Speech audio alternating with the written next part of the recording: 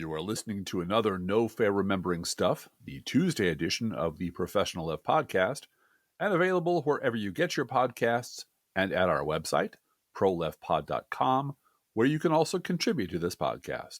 There is a Patreon button at our website, or you can mail us a letter and or contribution at The Professional Left Podcast, P.O. Box 9133, Springfield, Illinois, 62791. And it's not safe for work.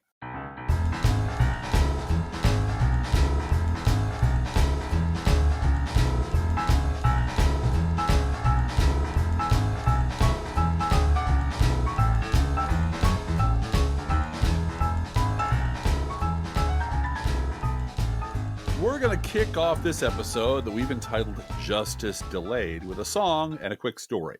First, the song.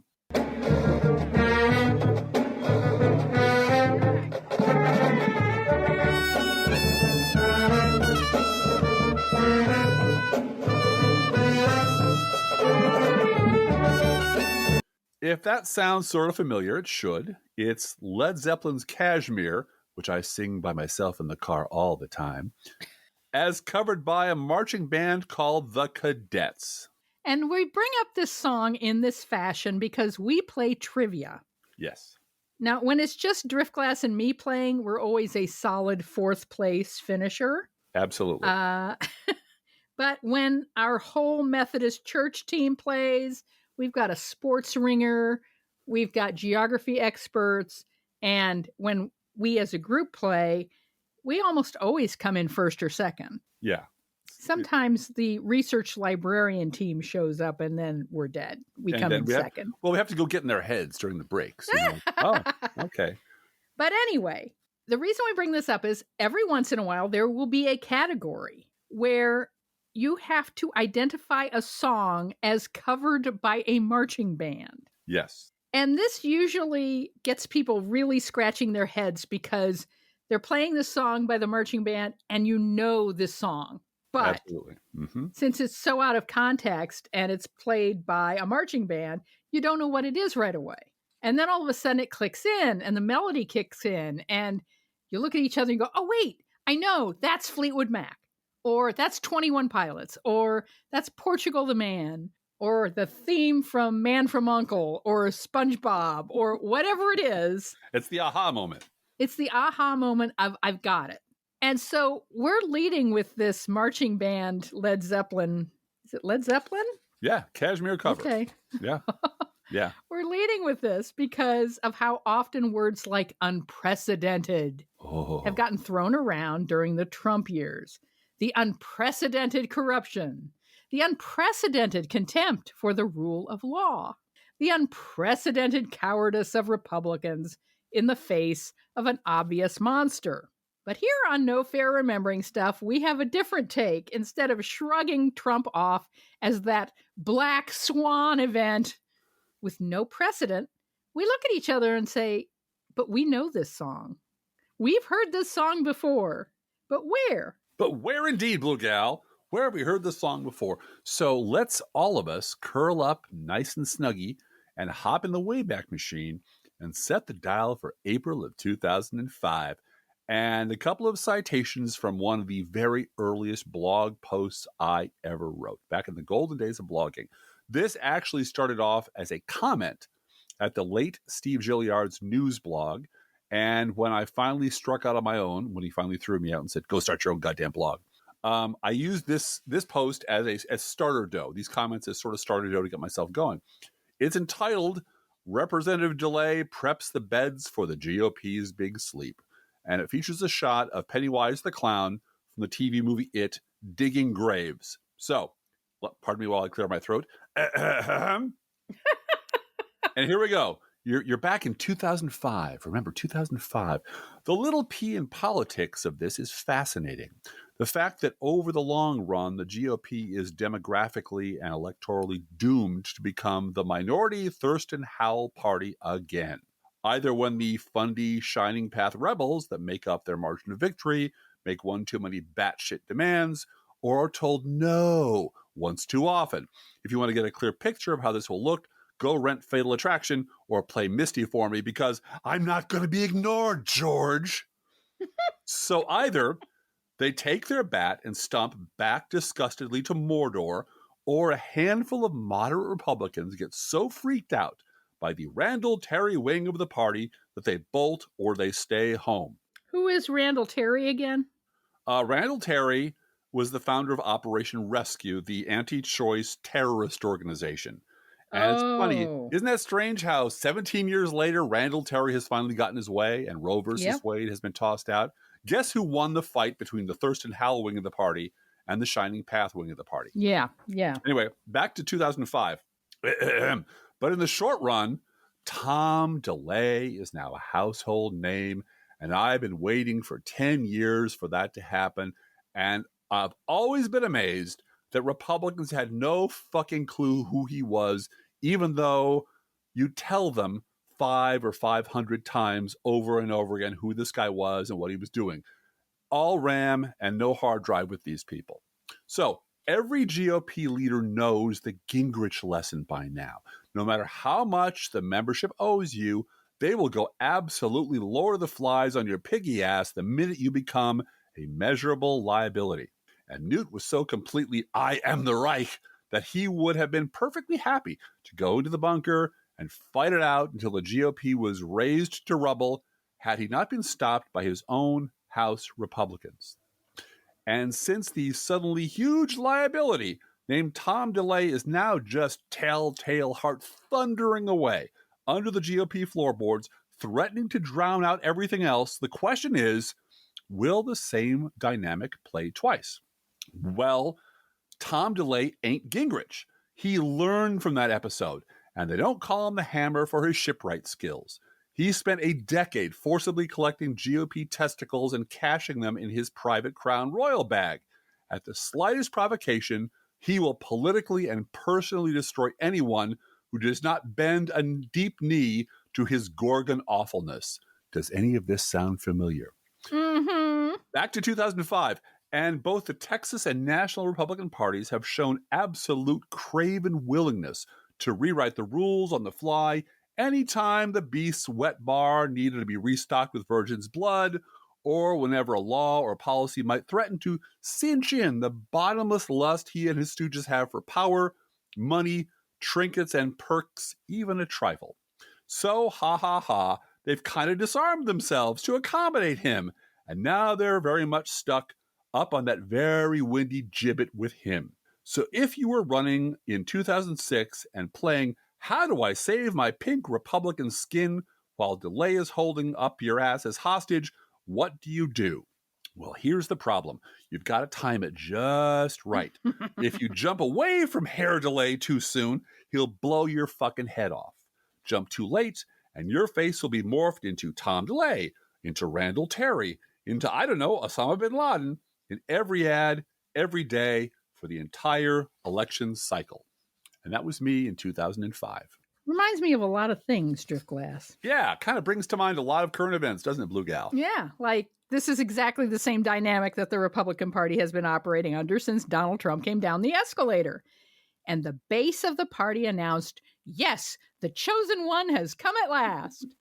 It's so obvious that even Tom DeLay sees the parallels. I didn't know he was still alive, but it turns out he looks at the current political situation with Donald Trump entirely ass backwards and through his booze-dimmed eyes, but he sees them. And who asked him about this? The Washington Times, not the Washington Post. No. The Mooney Washington Times. Yes. Did this week published, quote, Trump indictment follows Democratic playbook, says former House GOP Majority Leader Tom DeLay. We were doing research for this show, and I found this, and I laughed so hard. You did. It just fell into our lap, you know? Yep. So here's the article. Quote, Manhattan District Attorney Alvin Bragg, who has indicted former President Donald Trump, is following a well-trod Democratic playbook. Just ask former Rep. Tom DeLay, who nearly 2 decades ago was the Trumpian figure at the core of the conservative movement. The Washington Times says it like it's a good thing. Yeah, I know. It's hilarious. using his post as a House Majority Leader to take conservative ideas and forge them into election-winning Republican policies. Yeah.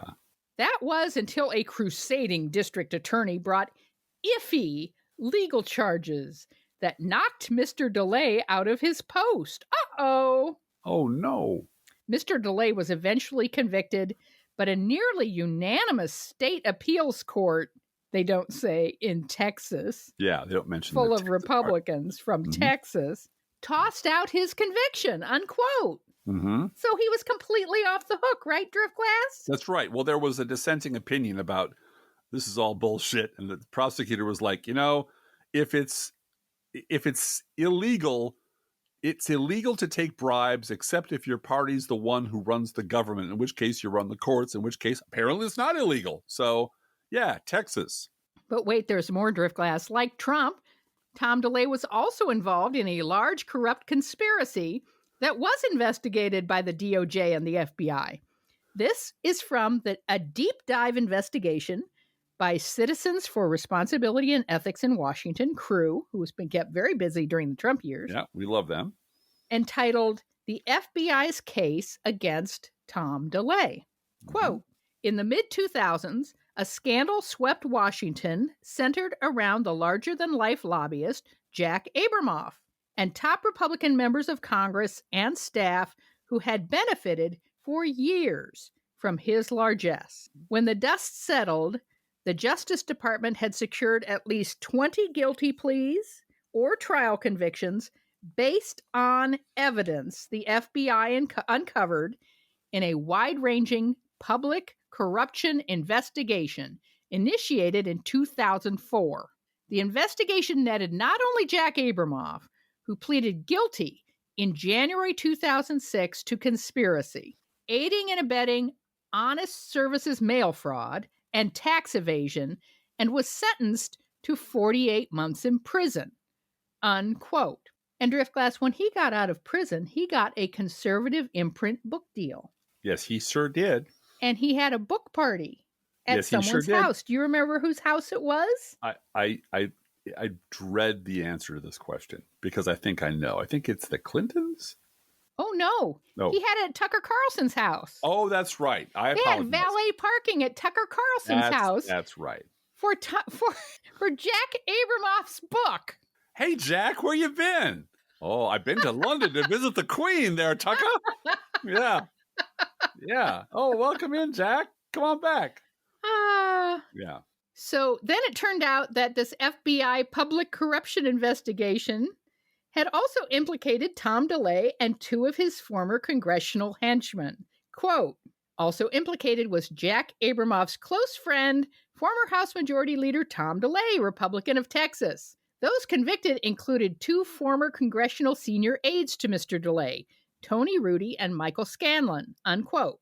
Blue, I was thinking about this, and the reason Donald Trump's scandals are more efficient than this, but not different than this, is that because Donald Trump is Tom DeLay and Jack Abramoff all rolled into one. Mixed together, yes. Just yes. the worst of both of them welded together into the perfect representation of what every Republican aspires to be. But way back then, things were looking pretty bad for DeLay until, in a surprise announcement made by Tom DeLay himself, he said the DOJ had told him they would not be bringing criminal charges against him in connection with his relationship with Mr. Abramoff, despite having been in Abramoff's orbit as one of Washington's top power brokers, and despite Abramoff finding all kinds of backdoor ways of putting cash and gifts and expensive trips into DeLay's pocket. This left the question of why the DOJ decided not to go after DeLay when it was willing to go after everyone around Tom DeLay hanging in the air. And that became the subject of what CREW described as their, quote, 7+ year saga as we fought to compel DOJ to reveal publicly why DeLay escaped scot-free despite the significant public record documenting he'd had a hand in a great many quid pro quo arrangements, unquote. Now, we're going to include the links to the whole report in our show notes, so don't worry, you can read it for yourself if you want. CREW reports that their initial request for documents from the FBI under the Freedom of Information Act was flatly rejected. CREW responded that, again, like Trump, DeLay himself had revealed publicly that he'd been under investigation by the DOJ, so there was no need to protect him from the stigma of being associated with a law enforcement investigation. The DOJ still refused to budge. This was followed by extensive litigation, including 2 appeals to the United States Court of Appeals for the D.C. Circuit, before Crew finally obtained at least some of its requested documents. The FBI's response to Crew's FOIA request for records about the 4-year investigation yielded a total of 328 pages. Of those, 131 pages, many with redactions, were eventually released. And what Crew was able to piece together from the limited information it could gather was this. This is a quote from the end of that report. Quote, "A picture of a gun-shy Department of Justice emerges from the FBI records, reeling from its disastrous prosecution of Senator Stevens and focused more on the case's perceived weaknesses than its strengths in order to justify its decision not to prosecute him. The Department of Justice, in its own deliberations, may have engaged in more thorough analysis of the pros and cons of their case, but the documents the FBI produced to Crew do not reflect this. Instead, they reveal that after a 4-year investigation, DOJ quietly closed its case against one of the most powerful men in Congress, letting him off the hook for his years of shady deals and actions on behalf of Jack Abramoff and his many clients," unquote. This picture of a DOJ that was too scared of political repercussions to bring a powerful, dangerous, and deeply corrupt Republican to justice from 17 years ago, Driftglass. Yep. Practically begs to be read side by side next to this damning Washington Post article that everybody's been talking about this week. This very week. The title is FBI Resisted Opening Probe into Trump's Role in January 6th for More Than a Year. Yeah. And we recommend that you go read that Washington Post article. It's long and detailed and utterly damning, and exactly the same as it was 17 years ago. Right. Don't want to be political. Yep. Which means you're being political. Mm-hmm. So in the case of Trump and DeLay, we find deep institutional resistance to holding corrupt and dangerous, remember this word, Republicans accountable.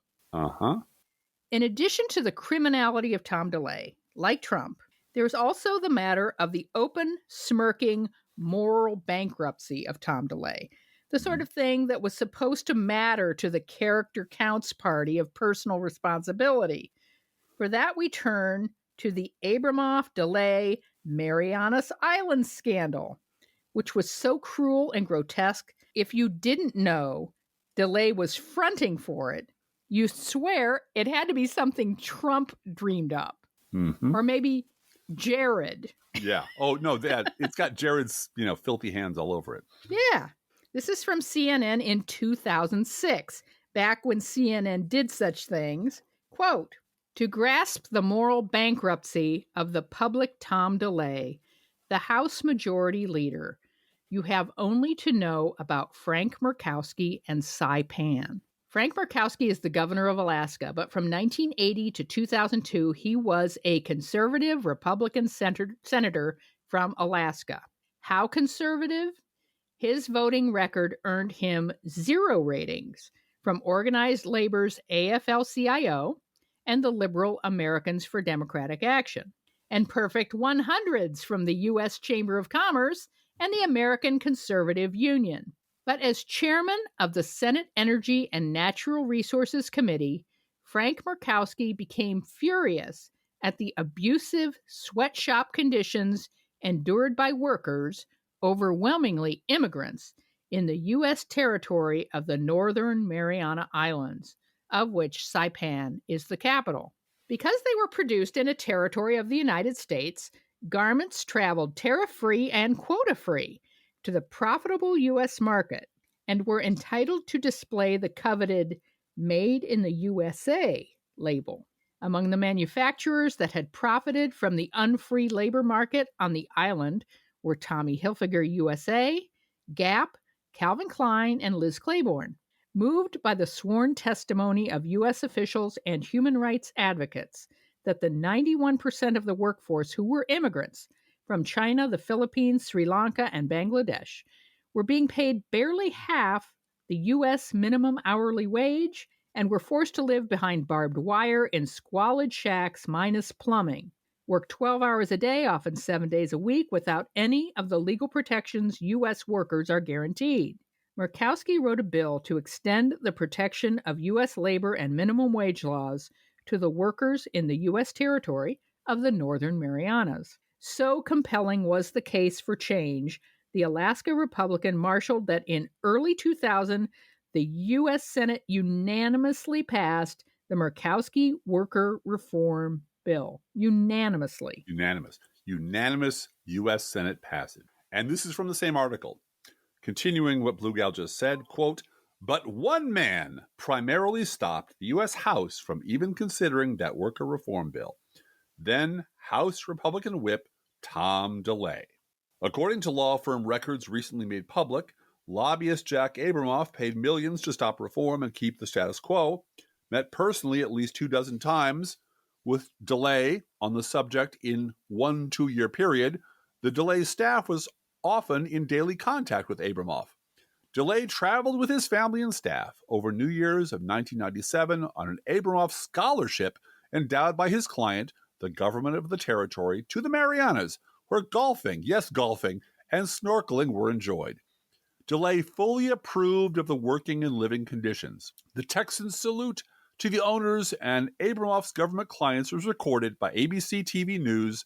Quote, you're a shining light for what is happening to the Republican Party, and you represent everything that is good about what we are trying to do in America and leading the world in the free market system, unquote. Later, DeLay would tell the Washington Post Julius Alprin that the low-wage, anti-union conditions of the Marianas constituted, quote, a perfect petri dish of capitalism. It's like my Galapagos Island, unquote.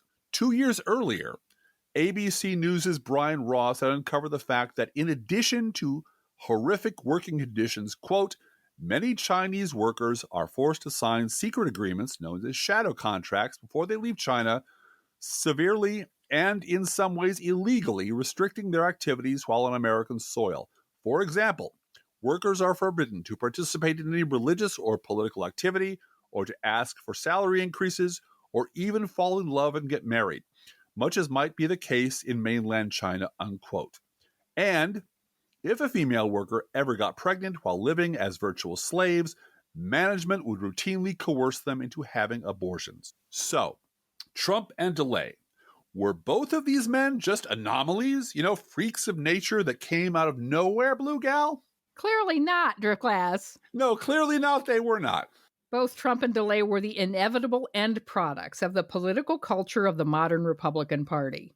In 1994, after 40 years in the wilderness, Republicans took control of the House of Representatives thanks to the convergence of two rising forces on the right. One, Newt Gingrich's relentless slash-and-burn style of politics, and two, the 24/7 rage and hate machine of conservative talk radio led by Rush Limbaugh.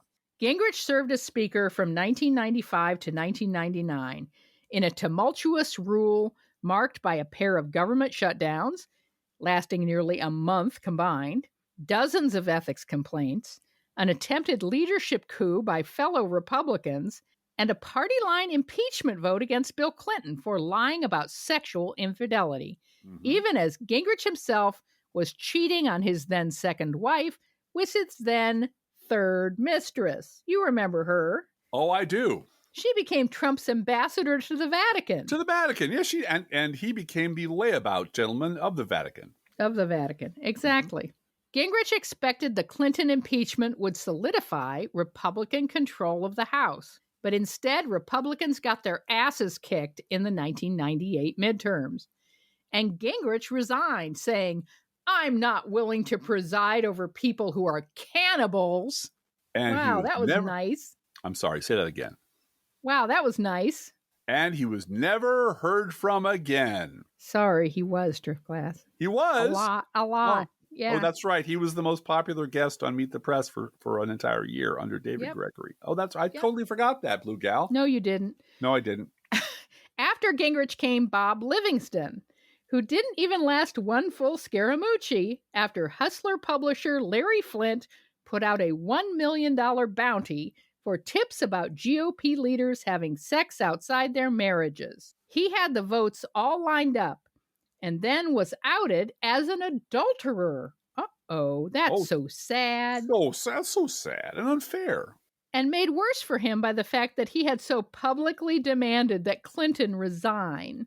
He dropped his speaker bid and soon resigned from Congress altogether in 1999, after confessing to his colleagues, "I very much regret having to tell you that I've been flinted." Because Goodness it couldn't gracious. be his personal responsibility. It's Larry Flint's fault. Stop. Try that again. "I very much regret having to tell you that I've been flinted." So it's not his personal responsibility. It's all Larry Flint's fault. Right. And how I miss Larry Flint putting bounties on Republicans for dirt. Yeah. I mean, that's the good old days as far as I'm concerned. But goodness gracious, Blue Gal, are you trying to tell me that all Republicans in leadership were moralizing hypocrites? Yes, Driftglass, that's what I'm trying to tell you. Well, you're coming through loud and clear, Blue Gal. Because after Bob Livingston came Dennis Hastert. Oh, yeah. From Illinois. Yeah. Illinois' own Dennis Hastert. Now, he did serve the longest of any of them, but he turned out to be a child molester. Yes, he did. Not a drag queen, child molester. A child molester. That's right. And he went on to serve more than a year in prison for the serial sexual abuse of boys on his wrestling team. That is not funny. No. And also he pleaded guilty to financial crimes related to the hush money he paid to try to keep the sex abuse secret. Yeah.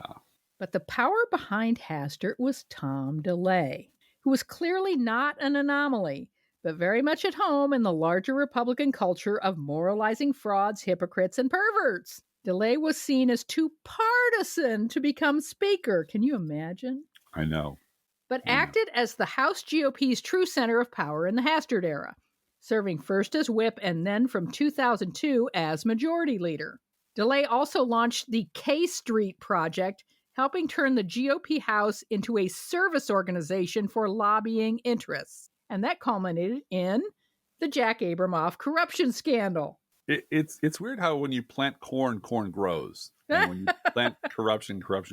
So just like Trump, Republican leadership back in DeLay's time were either creepy loyalists or cowards who were too craven to take him on and lived on the hope that someone, somewhere, would rid them of this troublesome leader. This from a 1998 Slate article entitled A Bug's Life. Is exterminator turned representative Tom DeLay the most powerful man on Capitol Hill?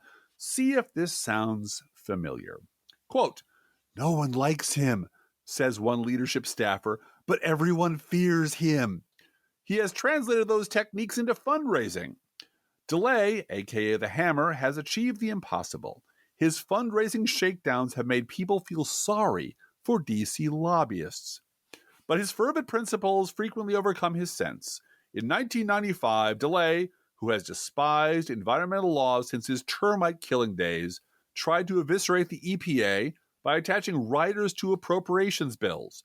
The riders not only failed, but also confirmed the image of congressional Republicans as anti-environmental extremists and gave the Clinton-Gore campaign a potent 1996 campaign issue. The riders even annoyed businesses that would have benefited from them. His proposals were so extreme and so unsuccessful that he spoiled future opportunities for less controversial reforms." Unquote. So, what about Republican voters, Blue Gal? Surely the base of the party of personal responsibility is going to hold Republican office holders responsible for their conduct, right? Am I right? No, you're not right, Driftglass. No, I don't. This is from NBC News in 2006.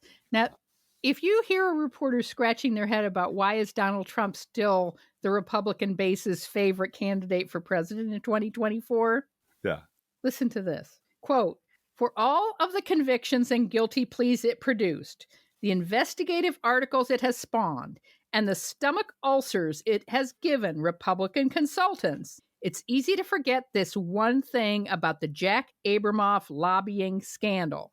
So far, no politician linked to it has lost at the ballot box. In May, Representative Bob Ney, Republican of Ohio, won his primary. Despite his contested primary, by the way. despite allegations that Abramoff's clients showered him with campaign contributions and a golf trip to Scotland in exchange for official acts. Can you imagine, Drift Glass? I know. And a month later, so did Senator Conrad Burns, Republican of Montana, who had raked in more campaign contributions from Abramoff and his clients than any other member of Congress. Even Tom DeLay, Republican of Texas, who resigned from Congress in part because of his ties to the lobbyist, still won his primary earlier in the year. Of course, now these politicians could very well lose in November. Analysts say that Ney and Burns are quite vulnerable in the general election contest, and DeLay could still wind up on the ballot after a recent court ruling. But it's still striking that the Abramoff affair hasn't produced a single campaign casualty in the Republican Party, unquote. Mm-hmm. But what about the opinions of the most important people of all, Drift Glass? Yeah, the most important. You know, how did leading conservative pundits, and one leading conservative pundit in particular, react to Tom DeLay stinking up the joint? I appreciate Blue Gal putting the tee up and putting the little ball in front and just saying, just hit it. Just hit the thing. You knew we were going here. If you know us at all. You know where Drift Glass was going with this, right? You knew that this wandering river would eventually find its way to Mr. David Brooks of the New York Times. Yep. The most, at the time, and still to a certain extent true, the most ubiquitous, respected, mainstream conservative pundit in America at the time had two different reactions 8 months apart. First, in January of 2006, he wrote an angry laundry list in the New York Times of procedural and administrative tweaks that Republicans needed to hurry up and pass before the poor dumb voters started to catch on that they were all awful. 17 years ago, his column ended like this, quote, "For God's sakes, Republicans, show a little moral revulsion. Back in the dim recesses of my mind, I remember a party that thought of itself as a reform or even a revolutionary movement. That party used to be known as the Republican Party. I wonder if it still exists," unquote. First, no, it does not, and it never did, and shut up. For God's sakes, to shut up and go away. Second, I would like to note for the record that I took time out of my busy schedule all the way back in 2006 to tell David Brooks, as a friendly friend, exactly how to reform his Republican Party if he really wanted to save it. Here was my advice in January of 2006, 17 years ago. Quote, "It's so easy. Just dump the bigots, David. Tell the racists to hit the fucking bricks. Stop the clown car and kick the science-hating, gay-bashing Christopaths to the curb. Oh, but then you'd lose, wouldn't you?" That's the real dirty little secret behind all of this. You know that if you really actually flush the scum of the earth your Southern strategists have so carefully cultivated down the drain, your Republican Party wouldn't win another election anywhere for another generation. And your party of God and used car salesmen cannot accept that, which is why you will always have Abramoffs and DeLays and Ralph Reeds and Donald Trumps hag riding the GOP. You know it, and more importantly, they know it, which is why they own you. They are the emergent and inevitable result of the hate-driven moral absolutism, racism, and pathologically perverted variant of Christianity that is the bedrock of the modern GOP. And as long as they are allowed to remain the pillar of your party, it will always end in tears, unquote. That was me 17 years ago, Blue Gal. But David Brooks did not listen to my advice. He never does. You're kidding! He never does, and it always ends very, very badly. Instead, by August of that same year, he had invented a brand new villain to be mad at. A villain that included, but was not limited to, Tom DeLay. And that enemy was, drumroll please, both sides. This is excerpted from his column entitled Party Number 3. Quote, "There are two major parties on the ballot, but there are three major parties in America. There's the Democratic Party, the Republican Party, and the McCain-Lieberman Party. All were on display Tuesday night. The McCain-Lieberman Party begins with a rejection of the Sunni Shiite style of politics itself. It rejects those whose emotional attachments to their party is so all-consuming it becomes a form of tribalism. Notice that 17 years later, you can't swing a dead cat around the Never Trump universe without hitting the word tribalism. And who believe the only way to get American voters to respond is through aggression and stridency. Oh no, not aggression and stridency. The flamers in the established parties tell themselves that their enemies are so vicious that they have to become vicious too. They rationalize their behavior by insisting that circumstances have forced them to shelve their integrity for the good of the country. They imagine that once they have achieved victory through pulverizing rhetoric, they will return to the moderate and nuanced sensibilities they think they still possess. And here's the money quote, Blue Gal. But the experience of Tom DeLay and the netroots Tom DeLay and the Democratic Party amply demonstrates that means determine ends. Hyperpartisans may have started with subtle beliefs, but their beliefs led them to partisanship, and their partisan led them to malice, and malice made them extremist, and pretty soon they were no longer the same people, unquote. Yeah. He's been doing that for more than 17 years. Yep. Yes, he has. So the next time some Joe Scarborough in your office or at your knitting group or at the bar starts to bend your ear about how awesome the Republican Party used to be before Trump, please feel free to whip out this podcast and play at 100 decibels. Yeah, just put the earbuds in them and blast them with this thing, because I am so fucking sick and tired of hearing about the good old days before Trump from people who actually were around when Tom DeLay was running the party and damn well know better. And all the people who have the memory of fruit flies, who have no memory of anything that happened before last week. And you have to tell them, because they won't believe this. They don't even know who Al Gore was or Bill Clinton. They have no idea who Gingrich was or who Tom DeLay was. All they know is what they see Tom Nichols and Charlie Sykes tell them on MSNBC about the past. And all they know about the past is it all started in 2016. And before that, everything was peaches and cream. The end. And you know who could tell them otherwise are black voters. I mean, really. Hell yeah. Hell yeah. I, as this goes on and these investigations go on, particularly in terms of changing the votes and pretending that 2020 was not a free and fair election and we're going to have alternate electors and we're going to get the vice president to turn us down. And we've got a senator, we've got Ted Cruz willing to object in the vote count. So we got our senator this time. You realize that Bush v. Gore was a dry run for Trump. Sure. Yep, absolutely. And Trump learned something from Bush v. Gore. He did. Create a whole lot of chaos. Make sure you have a senator this time who can object to the ballots from certain states, because that's what they didn't have. Bush didn't have that. And then scream bloody murder about voter fraud. Be prepared to, as many of Trump's henchmen wanted to do, declare martial law and make it so chaotic that the only thing the Supreme Court can do is keep the sitting president in office. Right. Throw it for another Congress. 4 years. Throw it to the House. Yeah. Who knows? And then the whole thing about, well, does anyone know what the rules are about who gets to vote in the House? And yeah, you know what? Alaska has as many votes as California. Each delegation gets 1 or 2 votes, I think. So, so we're going to level this out by giving the Republicans who have a numerical minority more than equal footing, because there's more small states with more of those kind of votes. We're going to let land vote. That's what we're going to do. Exactly. And you know, this is 1963 without the dogs and the fire hoses. This really is just, you know, we're not going to let you vote, and if you vote, we're not going to let it be counted. We're not going to count it. Broward County didn't get counted in Florida. Yep. They stopped the recount. The Supreme Court stopped the recount because what was left was Broward County, which is black. We don't want to count that.